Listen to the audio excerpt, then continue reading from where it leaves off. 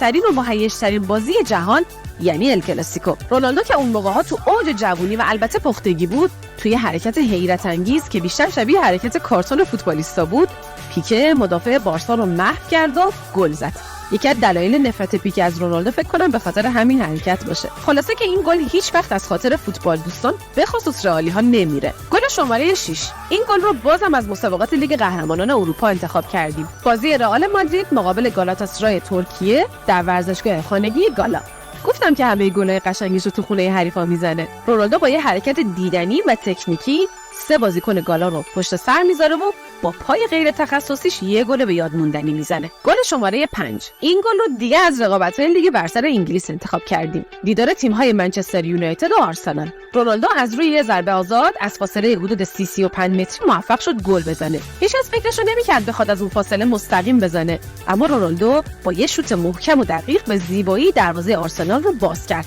از اون فاصله حتی سانت کردنش هم سخته. گل شماره 4، این گل یکی از عجیب‌ترین گل‌های رونالدوه. تو بازی مقابل والنسیا رو سانتر دیماریا توپ روی هوا رو به شکل عجیبی با پشت پا گل کرد. انگار توپ به هر جاش بخوره گل میشه. واقعا گل محشری بود این گل. گل شماره 3، باز هم ال کلاسیکو، باز هم پیکه و باز هم رونالدو. تو بازی سوپرجام اسپانیا تو ال کلاسیکو بین رئال و بارسا، رونالدو در حالی که از نیمه دوم به بازی اومد صاحب توپ میشه و با یه حرکت دیدنی پیکه بدبخت رو دریبل میکنه و با یه ضربه دیدنی تر گل میزنه. گفتم که دلیل نفرت پیکه از رونالدو همین دریبلاست که ازش خورده. شادی بعد این گل هم خیلی جالب بود. رونالدو بعد از گل لباسش رو در آورد و هیکل و سیکس پکش رو به رخ همه کشید. البته چند دقیقه بعد تو همون بازی اخراج شد. گل شماره 2، اگه گل شماره 1 نبود حتما این گل رو به عنوان بهترین گل رونالدو انتخاب می‌کردیم. سال 2008-2009 مرحله 1/4 نهایی منچستر تو خونه پورتوی پرتغال به مصاف این تیم رفته بود.